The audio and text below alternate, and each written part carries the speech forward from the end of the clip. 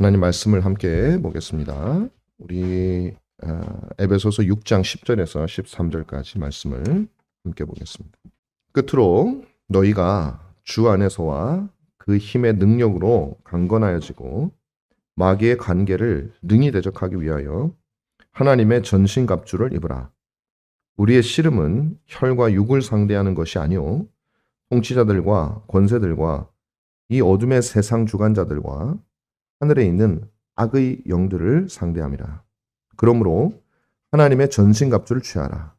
이는 악한 날에 너희가 능히 대적하고 모든 일을 행한 후에 서기 위함이라. 아멘. 오늘 본문 말씀을 여러분들이 보시면 가장 먼저 나오는 말씀이 끝으로라고 하는 단어입니다. 끝으로. 우리 한국말에는 이제 끝으로로 번역이 돼 있고 또 대다수의 영어 버전도 다 끝, finally 해서 마지막으로 이렇게 이제 되어져 있습니다. 근데 사실 이 말의 원래 의미는 끝으로라든지 이제 마지막으로 너희들에게 전할게라는 그런 의미보다는 지금부터는이라는 의미, 좀 이렇게 느낌이 완전히 다르죠. 지금부터는 from now on 영어로 하면 from now on 지금부터는 이제부터는 이라는 뜻으로 보는 게 더 원래 의미에 더 가깝습니다. 그게 무슨 그렇게 차이가 있는가 라고 여러분들이 혹시 생각할지 모릅니다. 그런데 여기서 끝으로라는 말과 이제부터는 이라는 말은 전혀 다른 의미를 가지고 있죠. 이제부터는 이라는 말의 의미는 그 이전에는 여러분들이 어떻게 살았든지, 그 이전에는 여러분들이 어떤 실패를 했든지, 그 이전에는 여러분들이 어떤 어려움 속에서 시도하고 또 하지 못하고 좌절을 했든지 그런 거 신경 쓰지 말고 이제부터는 달라지자. 이제부터는 내가 쓰는 내용들이 이제 마지막에 있을 텐데 이제부터는 이것을 행하자. 과거는 있다라는 말이죠. 우리가 신앙생활을 하다 보면 하는 부분 과거의 자신의 모습을 보면서 미래에 대해서 절망하는 경우가 참 많습니다. 내가 지금까지 이렇게 하려고 해도 신앙이 잘 안 되는데, 내가 참 착하게 살려고 해도 잘 안 되었는데, 또 뭐 설교를 듣는다고 크게 달라질까 하는 생각들을 우리가 하기가 쉽죠. 그런데 바울은 우리에게 그렇게 말하지 않습니다. 이제부터는 과거는 있고 다시 힘을 내서 이제부터는 내가 너희들에게 할 말이 있는데 그 말을 듣고 하자. 이런 말이죠. 사실 우리는 지금 이 에베소서 제일 마지막에 와 있어요. 여러분 꽤 많은 시간이 지났습니다. 34번인가 5번 정도 제가 설교를 했더라고요. 이 에베소서의 마지막, 완전히 마지막 시간은 아니지만 거의 마지막, 앞으로 한 2번 정도 제 생각에는 많으면 3번 정도 남은 것 같아요. 마지막 부분에 와 있습니다. 제가 아주 간략하게 우리가 에베소서를 어디까지 왔는지 어떤 내용을 거쳐왔는지 간략하게 한번 설명을 잠깐 드리도록 하겠습니다. 사도 바울은 에베소서 1장에서 성부, 성자, 성령, 삼위 하나님이 영원 전부터 창세 전부터 예정 가운데 우리를 택하시고 성자 그리스도께서 우리를 친히 이 땅에 오셔서 속량하시고 성령께서 우리 안에 인치심으로 말미암아 그 예수 그리스도를 믿게 하시고 그리스도께서 이루신 공로를 우리의 것으로 주셨다. 그러니까 삼위일체 하나님의 이 역사를 기억나실지 모르겠어요. 사도 바울은 단숨에 한 센텐스로, 한 문장으로 마침표가 없이 막 달려가는 겁니다. 말이 끝나려고 그러면은 그 흥분에 또 말하고 또 말. 그게 너무 영광스러워요. 그럼 왜 삼위일체 하나님께서 그렇게 하셨느냐?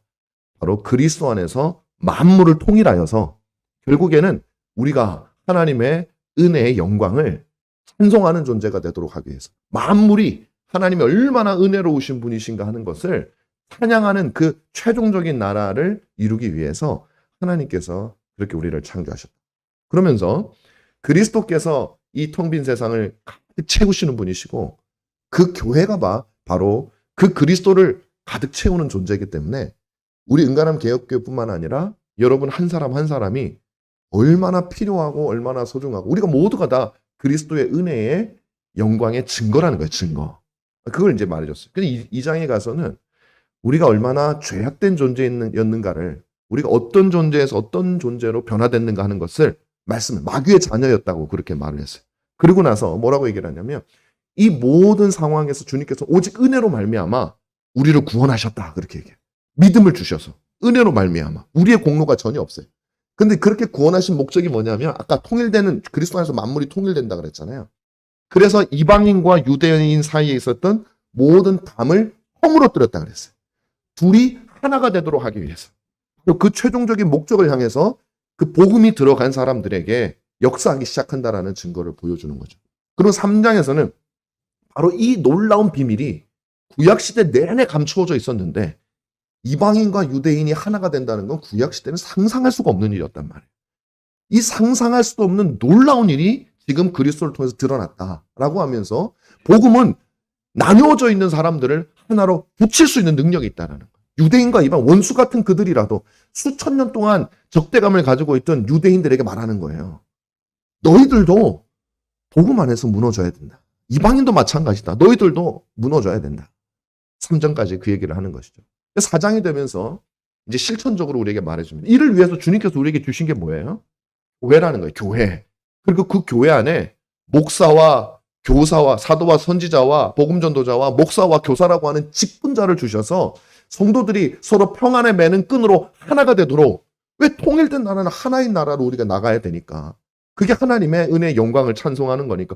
그리스도의 피로 말미암아 구원을 받았는데 각자 뿔뿔이 흩어져서 다른 생각을 하고 살면 그건 하나님의 영광을 가리는 거라는 거예요. 머리이신 그리스도의 뜻을 따라서 우리가 하나 될 때 가장 아름다운 영광의 나라가 되는 것이죠. 그런데 그것을 우리에게 교회를 통해서 이루시는 것을 설명해 주셨어요. 그러면서 이제 우리에게 모든 신자들이 가져야 될 일반적인 소명, 우리가 거짓을 버리고 속임수를 버리고 진실하게 하나님의 은혜를 찬송하면서 이웃에게 친절하면서 그렇게 살아야 된다라는 일반적인 소명이 4장에서 5장에 걸쳐서 나옵니다.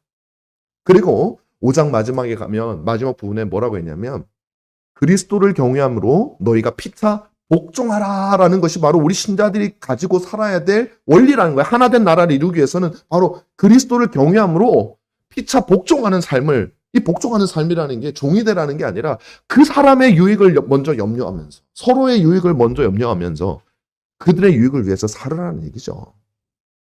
그러면서 바로 이어져서 나오는 게 뭐냐면 부부에 대한 내용이 나옵니다. 그리고 부모와 자녀가 나오죠. 이건 가정이죠. 가정 안에서. 이 일이 이루어지기 위해서는 부부는 어때야 되는가? 그러니까 이거는 일반적으로 피차 복종하라는 것을 구체적으로 적용하는 거예요. 가장 우리가 살아가는 인류의 기본단인 가정 안에서 먼저 이루어지지 않으면, 아니 가정에서도 이루어지지 않는 거 어떻게 세상에서 이루어지겠어요? 불가능한 거거든요. 그럼 그 가정 안에서 이루어지는 가장 기초가 뭐냐? 부부예요. 부부가 만나서 가정을 이루는 건. 부부가 사이가 안 좋은데, 부부가 피차 복종하지 않는데 어떻게 부모와 자식이 서로 사랑하고 피차 복종하겠어요? 보여준 게 없는데. 그래서 부부가 얼마나 중요한가. 아내는 남편에게 복종하고 남편은 아내를 목숨 바쳐 사랑하라는 원리를 제가 설명을 드렸죠. 그 다음에 나오는 게 부모와 자녀 간의 관계죠. 그 가정이에요. 여전히.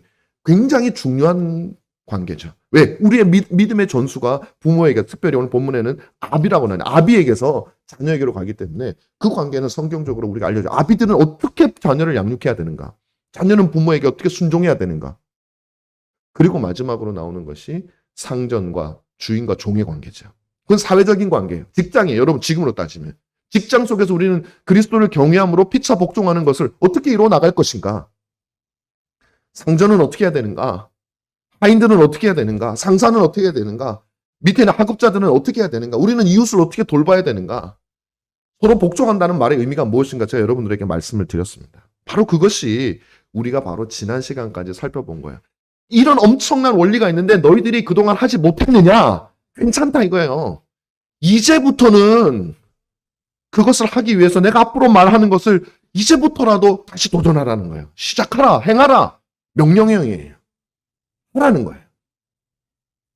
뭘 하라는 겁니까? 싸움을 하라는 거예요. 싸움을. 전쟁을 하라는 겁니다.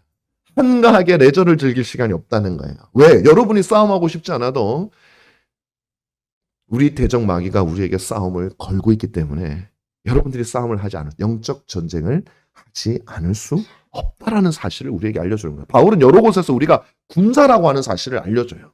우리는 군사요, 우리는 병사요, 우리는 전쟁을 하고 있습니다. 싸움을 하고 있습니다. 내가 피곤하다고 전쟁 중에 내가 피곤하다고 싸움하기 싫다고 내가 싸움을 안 하면 상대방이 우리를 봐주는 게 아니에요. 죽는 거죠. 싸워야 되는 거예요. 오늘 본문은 우리에게 이 싸움에 우리가 임해서 승리하기 위해서 우리가 어떻게 해야 되는가 세 가지를 우리가 알아야 된다라고 우리에게 알려주고 있습니다. 첫 번째는 뭐냐면 우리가 싸우는 이 싸움의 본질입니다. 다시 말하면 우리가 싸우는 싸움은 영적 전쟁인데 이 영적 전쟁의 본질이 뭐냐? 도대체 이게 뭐하는 싸움이냐 이게? 오늘 본문은 여러분 세상이 악하다고 말을 하고 있습니다. 13절에 보면 그 정확하게 나오죠. 그러므로 하나님의 전신갑주를 취하라. 이는 악한 날에 우리가 살고 있는 이 날이 악하다는 거예요. 그게 이제 앞부분에는 특별히 11절에는 마귀의 간계를 능히 대적하기 위해서 간계. 그러니까 마귀가 이 세상에 2절에는 세상의 권세를 잡고 있는 자가 간계를 부리고 있기 때문에 간계는 속이는 거죠. 속임수를 쓰고 있다는 거예요. 모략을 꾸미고 있다는 거예요. 그 모략을 꾸미고 있기 때문에 이 세상은 악한 거예요. 근데 이 마귀의 세력이 권세를 잡고 있지 않으면 세상이 악하지 않죠. 근데 이 세상의 공중 권세 잡은 자는 세상의 권세자들과 통치자들이라는 거죠.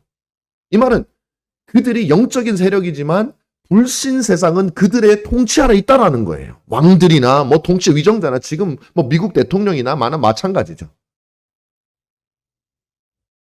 자, 우리가 살고 있는 이 시대가 악한 날이라고 하는 것을 저와 여러분들이 기억할 필요가 있습니다. 이 마귀의 괴략, 간계. 그럼 이 마귀의 관계의 핵심은 뭐냐? 뭐 이걸 일일이 다 말하자면 한도 끝도 없기 때문에 간단하게 말씀드립니다. 마귀의 하는 일은요, 그냥 속이는 일이에요. 처음부터 거짓말하고 속이는 거예요. 그래서 바울이 4장, 5장에서 거짓을 하지 말라는 얘기를 그렇게 반복하는 거예요. 거짓은 마귀에게 속한 것이다. 속이는 것은 마귀에게 속한 것이다. 여러분, 우리 신자는 특별히 이 부분에 있어서 저와 여러분들이 이건 우리 자신을 위해서 하나님의 자녀로서 반드시 우리가 기억해야 될 요소 중에 하나. 우린 정직한 사람이 되어야 돼. 할 수 있는 대로. 뭐 죄를 속이는 일이 한 번도 없는 사람이 과연 얼마나 있겠습니까만은, 그러나 우리는 그렇게 하기 위해서 애쓰는 자가 되는. 왜? 그것이 바로 마귀의 전술이기 때문에 그런 것이죠. 그러면 이 전술은 뭐냐면 마귀는 눈에 보이지 아니하는 영적인 실체가 진짜인데, 이 마귀에 사로잡힌 세상은 영적인 실체를 다 잊어먹게 만들고 눈에 보이는 혈과 육에 우리를 집중하게 만든다는 거예요. 그게 바로 아담이 범죄를 하고 난 직후부터 벌어지게 된 일이죠. 에덴 동산에서 아담은 하나님을 보고 누렸죠. 그러나 죄를 범하고 난 그 죄를 범하는 그 순간에 눈에 보이는 것들을 보게 되고, 그것을 먹고 난 다음에는 이미 그것을 먹고 싶은 마음이 들었을 때부터 하나님께 불신앙적인 마음이 있었던 것이죠. 그 다음부터 우리는 눈에 보이는 거에 집착하며 육신적인 가치를 추구하며 살아가는 것이 바로 우리가 살아가는 이 세상이라고 하는 것을 우리는 알면서도 몰라요. 알면서도 똑같이 속아 넘어가고 있어요. 여러분, 제가 어제 뉴스를 보다가 아주 이 세상에 이런 일이 있을 수 있나 싶은 그런 뉴스를 하나를 봤어요. 여러분 보셨는지 모르겠어요. 여러분, 개근거지라는 말 아세요? 개근거지? 아마 처음 들어보신 분 계세요? 어제 신문에 났더라고요. 뭐냐면 이거예요. 요즘 학교에 초등학교, 중고등학교에 뭐 중학교 잘 모르고 한때 가정학습이라는 게 있대요. 그래서 예전에는 우린 개근하면은 아주 부지런한 학생이었죠. 저도 개근을 늘 했었거든요. 근데 요새는 이제 부모랑 같이 어디 뭐 해외를 가거나 아니면 여행을 가거나 하는 것을 출석으로 쳐준다는 거예요. 그런데 요즘에 워낙 해외여행을 우리가 많이 가다 보니까 가정학습이라는 이름으로 반에서 많은 학생들이 이제 해외로 그렇게 여행을 가나 봐요. 그 사진도 올리고 뭐 이렇게 하나 봐요. 그래서 요즘에는요, 개근하면은 어떤 의미냐면은 집이 거지여져 가지고 해외여행을 못 가는 아이라는 뜻이라는 거예요.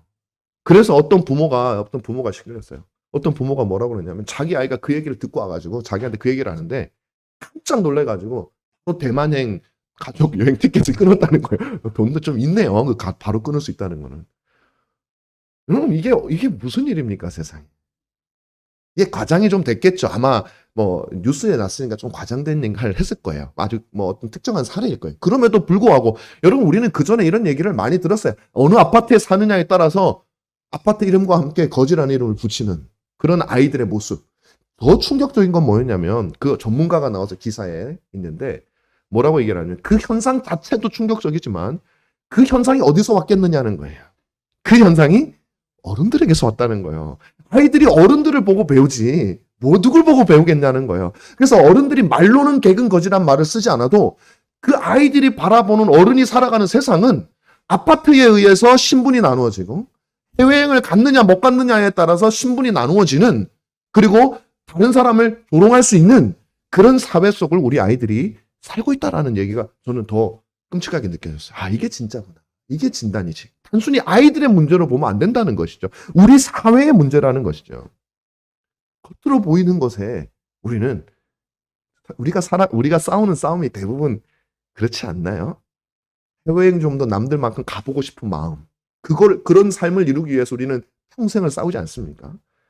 비난하는 게 아니에요. 우리의 모습이라는 거예요. 작년에 세계적인 명품인 브랜드인 샤넬과 또 루이비통 들어보셨죠? 전 들어만 보지 본 적이 없어가지고 잘 모르겠습니다. 이 샤넬과 루이비통이라는 게 비싼가 봐요. 그런데 우리나라에서만 샤넬은 1조 6천억이 작년에 팔렸어요. 루이비통은 1조 7천억이 팔렸습니다. 우리나라에서만. 그런데 샤넬이나 루이비통이나 작년에만 가격을 1년에 4번을 올렸대요. 가격. 4번을 올렸는데 사람들은 더 사는 거예요. 더 사. 4번을 올리니까 더 사는 거예요. 왜? 나도 하나 있어야지.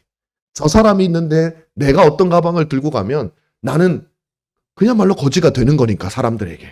그러니까 나도 가방이 있어야지. 그런 마음이 우리 사회에 있는 거예요. 이거는 어느 한 사람을 얘기하는 것이 나는 없으니까 괜찮다가 아니에요. 저도 비슷한 마음이 다 있어요. 우리는 마귀에게 속아서 육신적인 전투와 하느라고 온 힘을 다 쓰고 있는 거예요. 지금 우리가 영적인 것을 바라보지 못해요. 영원한 것을 바라보지 못해. 우리 오늘 이 시대 사람이 그렇습니다. 제가 아는 교수님이, 우리 학교의 교수님 얼마 전에 채플에서 설교를 하시는데 동창을 한 20년 만에 만났대요. 근데 자기는 기아의 뭐 준준형 자동차를 타고 갔는데 동창이 BMW 아주 좋은 차를 타고 왔더랍니다. 그래서 밥도 그 친구가 사더래요. 아, 좋은 차 있으니까 네가 사야지. 그래서 알았다고 사더래. 근데 알고 보니 대화를 하다 보니까 사실은 그 BMW를 끌고 다닐 사람이 아니에요. 처지가. 왜 그러냐면 돈이 그렇게 많지 않아요. 휴대폰 판매업을 하고 있는데 이런 차를 타지 않으면 사람 대접도 해주지도 않고 휴대폰도 잘 안 팔린대요. 이거 타고 다녀야 되는데 어디 갈 때. 우리 사회가 그런 거예요. 그게 뭐 여러분 모르던 이야기 아니잖아요. 여러분들 몸소 경험하고 있는 이야기일 수도 있어요. 여러분들이 사회 속에서. 우리는 물질을 숭배하고 그 물질을 얻기 위해서, 그 명예를 얻기 위해서, 그래야 좀 더 대접을 받으니까 자존심이 세워지니까 그것을 위해서 열심히 싸우고 있는 바로 그런 시대입니다. 다 마귀에게 속은 거예요. 혈과 육의 싸움을 우리는 그렇게 하고 있는 것이죠. 그래서 결국에는 바로 1장에 제가 말씀드렸지만 그리스도께서 세상을 충만하게 하는데 그 그리스도를 빼고 나면 세상은 비어있다는 뜻이거든요. 가득 차 있는 것처럼 보이지만 비어있는 세상이라는 거예요. 그 허망한 것을 우리는 이 시대는 여전히 쫓아가고 있는 거죠. 그런 곳 속에는 그리스도를 계속 몰아내고 있는 거예요. 그런 마인드가 있는 곳에. 그리스도가 필요가 없죠. 샤넬만 있으면 되는 거예요. 바로 이것이 마귀의 계계입니다. 우리로 하여금 육신적인 싸움을 하도록 만드는 거예요. 끊임없이. 에너지를 거기 다 쓰게 만드는 거예요. 없는 건데. 존재하지 않는 것인데. 두 번째로 우리가 살펴볼 것은 이게 영적 전쟁의 본질이라면 두 번째는 그러면 이 영적 전쟁에서 우리가 싸워야 될 대적이 누구냐라는 대적이 누구냐. 여러분 오늘 본문 말씀을 보시면은 11절에 그렇게 되어 있죠. 마귀의 관계를 대적하라. 그러니까 마귀가 우리의 대적이죠. 12절에 보면 우리의 씨름은 혈과 육을 상대하는 것이 아니라 통치자들과 권세들과 이 어둠의 세상 주관자들과 하늘에 있는 악의 영들을 상대하는 것이다. 이 영적 실체를 말하는 거예요. 마귀도 영적 실체죠. 육신을 갖고 있는 게 아니에요. 마귀와 그 졸개들을 말하는 거예요. 그리고 그 마귀와 그 졸개들에 의해서 세뇌당해서 육신적인 싸움을 열심히 싸우고 있는 이 땅의 권세자들. 뭐 재벌기업 회장님들 아니면 국가의 대통령들 전부 여러분 그분들이 이 세상을 주름잡고 있잖아요. 여러분 마귀가 세상을 주름잡고 있다 그러니까 우리가 그게 무슨 말이지 안 믿어지죠. 이게 무슨 말이냐면 여러분 정치에서 최고 권력 자리에 올라간 사람 치고 제가 볼 때 신실한 사람은 저는 거의 없는 것 같아요. 기업의 최고 자리에 올라간 사람 치고 믿음에 신실한 사람은 저는 거의 없는 것 같아요. 여러분 역사를 봐도 마찬가지입니다. 유럽에 그 많은 기독교적 왕이 있었지만 정말 그때는 뭐 태어나서 저절로 왕이 되는 사람이 있고 아들이니까 왕이 되니까 그런 사람 중에는 신실한 사람도 간혹 있었어요. 그러나 쟁취한 사람들 중에는 신실한 사람이 없어요. 왜? 그 사람이 왕위를 쟁취하기 위해서 혹은 대통령이 되기 위해서 그 사람의 목표와 그 사람의 싸움은 영적인 게 아니에요. 권력이에요. 권력의 노예가 돼 있고 권력을 추구하면서 그 육신적인 싸움을 잘 싸우는 사람이 그 자리에 올라가는 거예요. 돈도 마찬가지예요. 재벌. 그 돈에 눈이 그냥 뒤집혀 있는 사람들이 조금 제가 좀 세게 말하는 거예요. 그 자리에 올라가는 거예요. 그러니 이 세상은 정치인들과 재벌들이 잡고 있는데 그들이 마귀 사단에 의해서 육신의 싸움을 하는 졸개로 살고 있으니 이 세상은 사단이 잡고 있는 게 뭐가 잘못된 말입니까? 이런 정치인들 보세요. 꼭 대통령이 아니더라도. 얼마나 그들이 말하는 신앙이라는 게 얼마나 공허합니까? 그런 거죠. 우리의 싸움은요, 영적인 실체와의 싸움이에요. 그런데 우리는 싸움의 대적을 오해한다는 거예요. 육신적인 대상으로. 근데 이 육신적인 물질과 육신적인 명예와 이것들을 우리가 쟁취하기 위해서 주로 우리가 싸우게 되는 대상이 누굽니까? 사람이에요, 사람. 돈과 싸우지 않습니다. 돈을 얻기 위해서 다른 사람과 싸워요. 그 사람이 나의 적이에요. 국가의 권력을 얻기 위해서 다른 사람과 싸웁니다. 여당과 싸웁니다. 그 국회의원들, 그 정치인이 내 적이 되는 거예요. 다른 국가의 정치자가 내 적이 되는 거, 땅을 더 얻기 위해서. 이거는 가정에서도 마찬가지고, 회사에서도 마찬가지고, 교회 안에서도 마찬가지예요. 세상적인 것들이 우리의 우상이 되어 있어서, 그게 무엇이든 간에, 돈이든 권력이든, 아니면 내 자존심이든, 아니면 나 무엇이든지 간에, 사람들의 명예든 존경이든, 무엇이든지 간에 그 노예가 되어 있어서, 모든 곳에서 우리는 사람들과 싸우고 있다는 거예요. 사람들과. 이 사람들과의 싸움이 곧 마귀에게 속고 있는 우리의 모습이에요. 마귀와 싸워야 되는데 사람들하고 싸우고 있다니까요. 여러분 더 비극적인 건 뭔지 아세요? 가정 안에서 내 자존심을 싸우기 위해서 가족들과 싸우고 있는 모습 너무 비극적인 거예요. 그거는. 더 비극적인 건 뭔지 아세요? 교회 안에서 형제와 자매들끼리 내 자존심을 세우기 위해서 내가 좀 더 인정받기 위해서 싸우고 미워하고 있다는 것은 더 비극적인 것이죠. 그거는.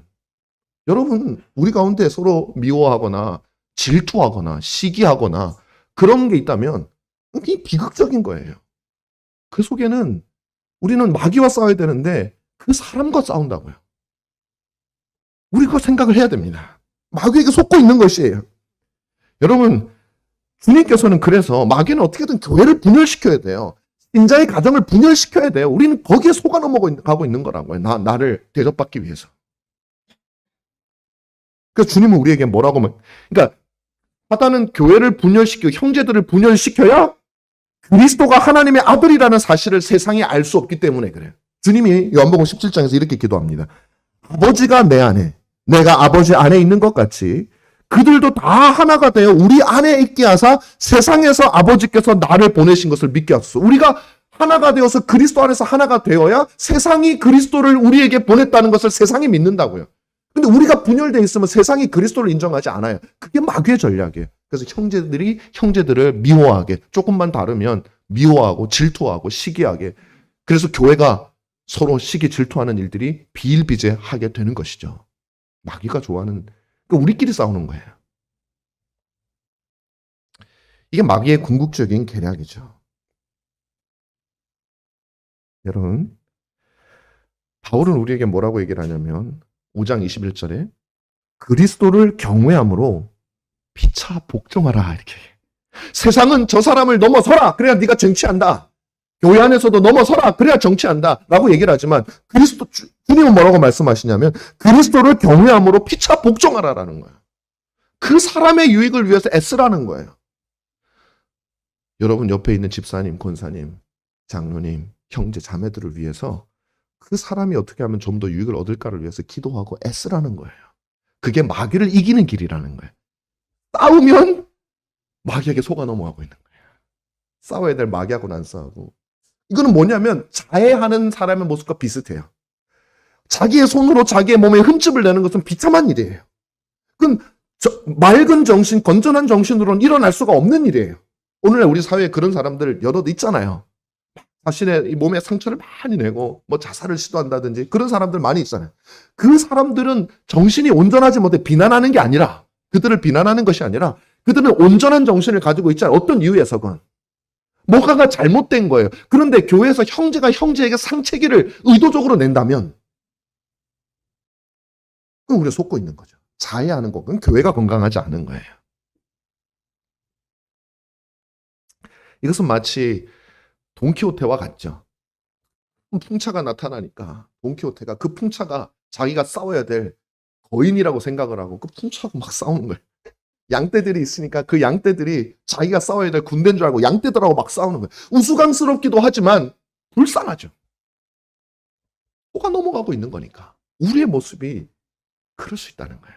우리가 싸워야 될 상대는 사탄이지 우리의 형제, 우리 가족, 우리의 이웃이 아니다라는 것이죠.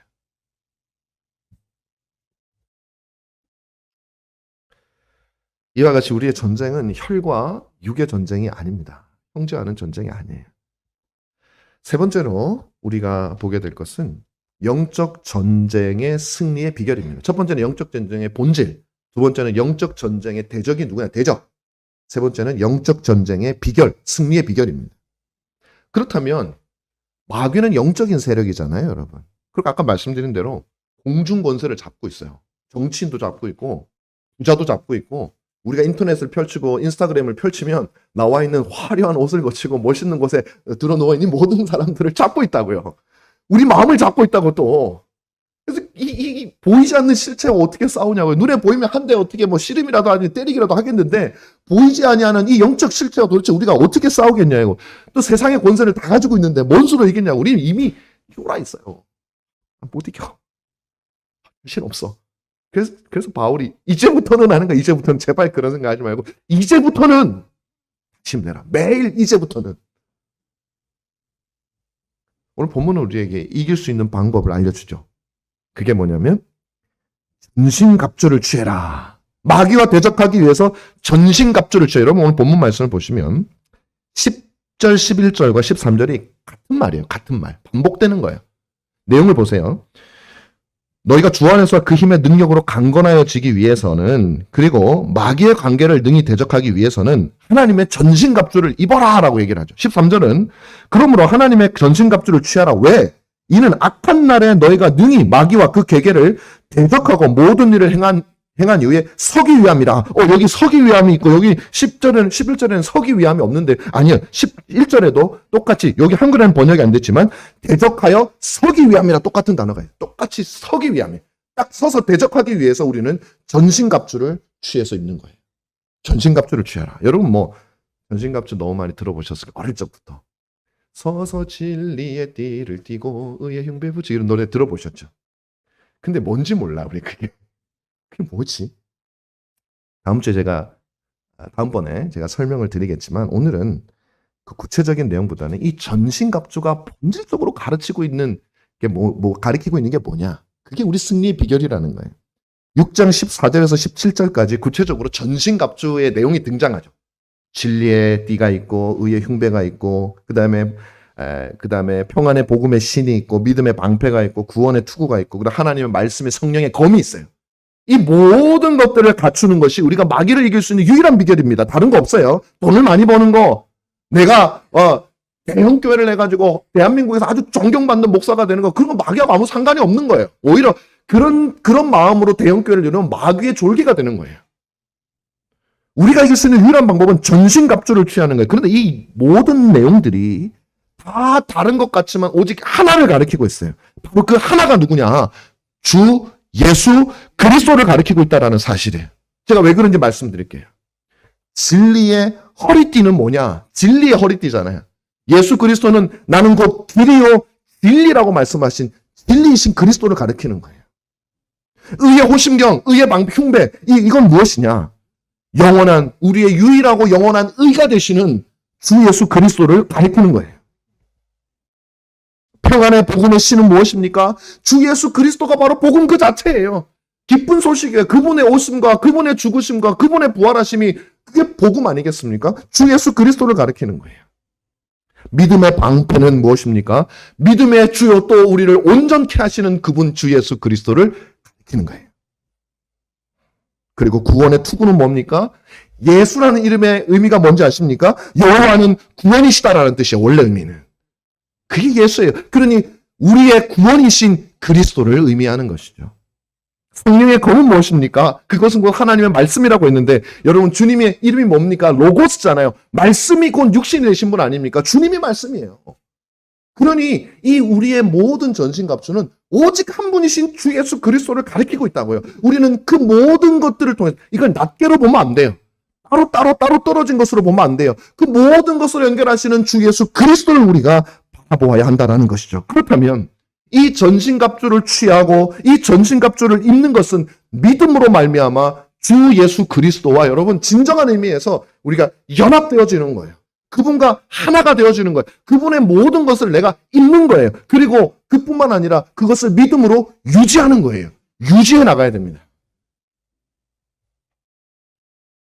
그분의 삶과 그분의 약속을 우리가 묵상하고 기도하고 그걸 가지고 기도하고 생각하고 가르치고 읽고 그렇게 하지 않고서는 우리는 사단의 괴계를 물리칠 수 있는 방법이 전혀 없습니다. 전혀.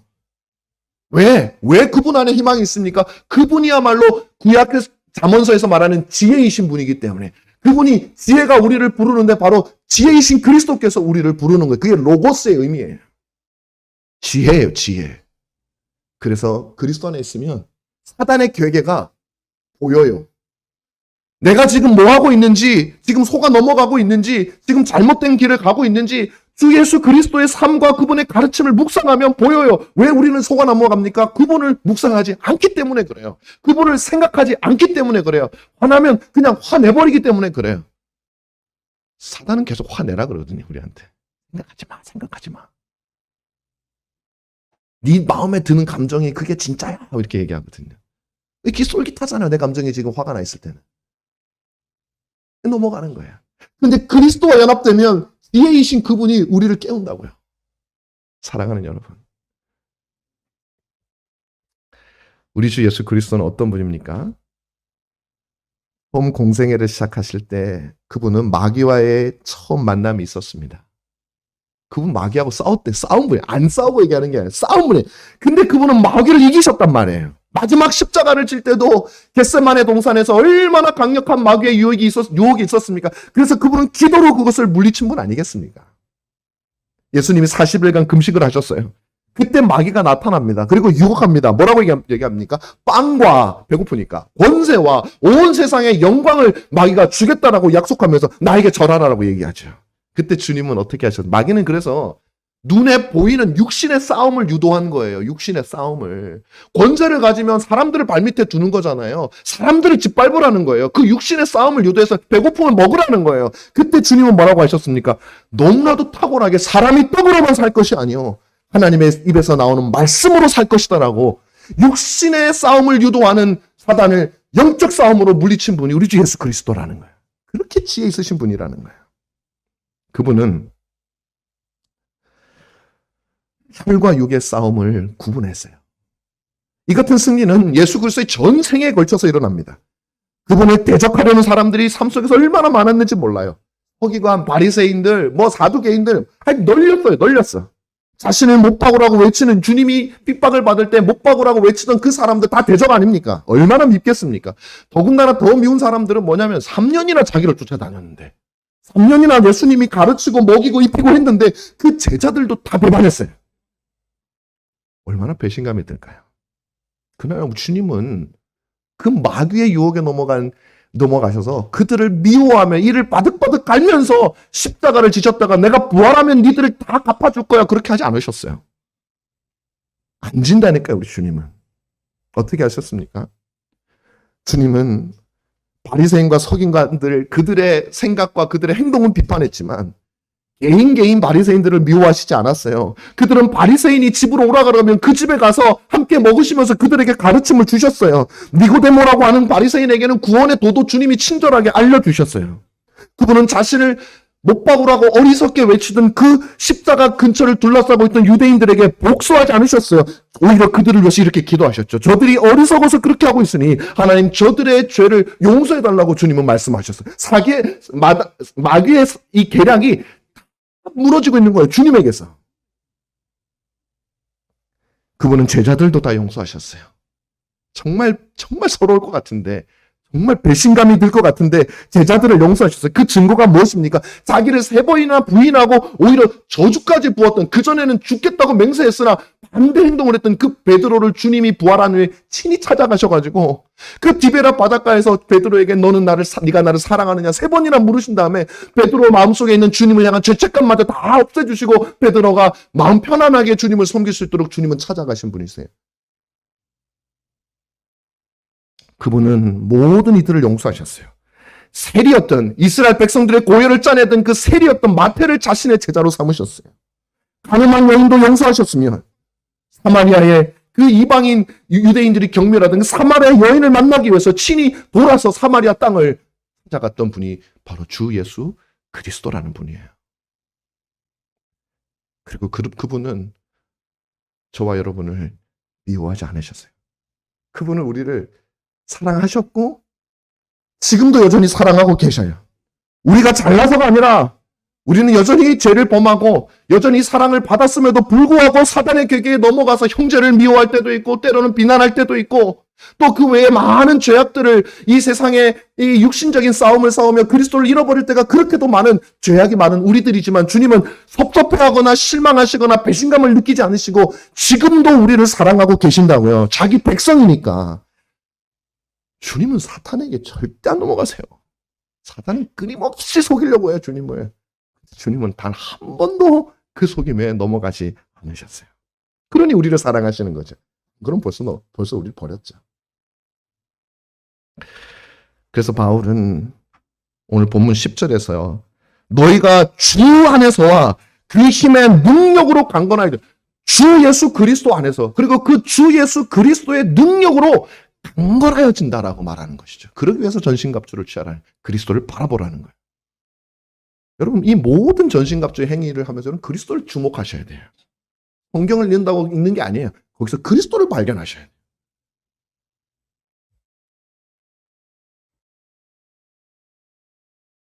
우리가 이 영적 전쟁에서 마귀의 관계에 속지 않을 수 있는 비결은 그리스도밖에 없습니다. 죄의 유혹이 시작될 때 육신적인 싸움이 여러분한테 일어난다고 생각이 들 때 아니 그 전부터 저와 여러분들이 우리 교회 공동체가 예수 그리스도를 묵상하는 그래도 우리는 부족하겠죠. 죄를 범하겠죠. 또 미워하는 일이 있을 수 있겠죠. 그러나 싸우면서 나아가는 저와 여러분들이 되었으면 참 좋겠습니다. 이것을 분별하여 이길 수 있는 방법은 오직 주 예수 그리스도를 바라보고 그분을 묵상하며 날마다 믿음으로 주 예수 그리스도와 동행하는 방법 외에는 여러분 없습니다. 여러분 마틴 루터라고 하는 종교개혁자는 최초의 종교개혁자죠. 그 누구도 로마 교황청과 신성 로마 제국 황제의 서슬 앞에서 아무 말도 못하던 시절이었습니다. 근데 루터는 정말 대단한 싸움을 한 사람이었어요. 그는 자기 혼자 홀로 95개조 반박문을 비텐베르크 성당의 문에 걸었어요. 근데 그 내용의 핵심이 뭐냐면 교황에 대한 비난이었어요. 교황에게 어떻게 그런 권세가 있냐. 여러분 단지 교리의 문제가 아니에요. 우리는 오직 믿음으로 구원받습니다. 그것 때문에 루터가 그렇게 쫓겨다닌 게 아니에요. 루터가 무슨 말을 써서 그렇게 쫓겨다니냐면 교황 당신에게 무슨 권한이 있냐라는 거예요. 교황이 잘못됐다. 그래서 파문당한 거예요. 그의 일생은 전쟁이었습니다. 루터는. 군사들 신성 로마 제국이 교황과 합력해서 루터를 죽이려고 하는 일들이 비일비재했었습니다. 그는 홀로 거대한 로마교회 전체와 신성 로마 제국 전체와 맞붙는 일을 두려워하지 않았습니다. 어떻게 보면 누가 봐도 그것은 육신적인 싸움이었죠. 그러나 루터는 자기가 싸우고 있던 이 싸움이 육신적인 싸움이라고 여기지 않았어요. 그는 그 싸움이 영적인 전쟁이라고 생각을 했습니다. 끊임없이 육신적인 싸움이라고 요구했던 그 마귀의 궤계에 속지 않았습니다. 그는 자신의 싸움을 마귀와 공중 권세 잡은 자들 사이의 영적 전쟁으로 보았기 때문에 끊임없이 그분은 그리스도를 붙들었어요. 그리스도를 바라봤어요. 그래서 루터는 그 바쁜 싸움의 와중에서도 아침 저녁으로 하루에 3시간씩 기도를 했다 그랬어요. 기도하지 않으면 내가 군사를 모아서 이길 게 아니기 때문에 영적 전쟁이니까 기도했었어요. 그랬던 루터는 그 자신의 신앙을 다음과 같이 고백을 하고 있습니다. 내 주는 강한 성이요 방패와 병기 되시니 큰 환난에서 우리를 구하여 내시리로다. 옛 원수 마귀는 이때도 힘을 써 모략과 권세로 무기를 삼으니 천하에 누가 당하랴. 내 힘만 의지할 때는 패할 수밖에 없도다. 힘 있는 장수 나와서 날 대신하여 싸우네. 이 장수 누군가? 주 예수 그리스도 만군의 주로다. 당할 자 누구랴? 반드시 이기리로다. 이 땅에 마귀 들끓어 우리를 삼키려 하나. 겁내지 말고 섰거라. 진리로 이기리로다. 친척과 재물과 명예와 생명을 다 빼앗긴데도 진리는 살아서 그 나라 영원하리라. 사랑하는 성도 여러분, 이 오늘 주어진 말씀을 묵상하면서 주 예수 그리스도를 바라보고 기도하며 살아가는 삶을 가지시길 바랍니다. 하나님이 우리에게 주신 은혜의 복된 수단들을 부지런히 사용하셔서 주 예수 그리스도를 묵상하는 일에 힘쓰시는 저와 여러분이 되기를 바랍니다. 하나님 말씀을 읽으십시오.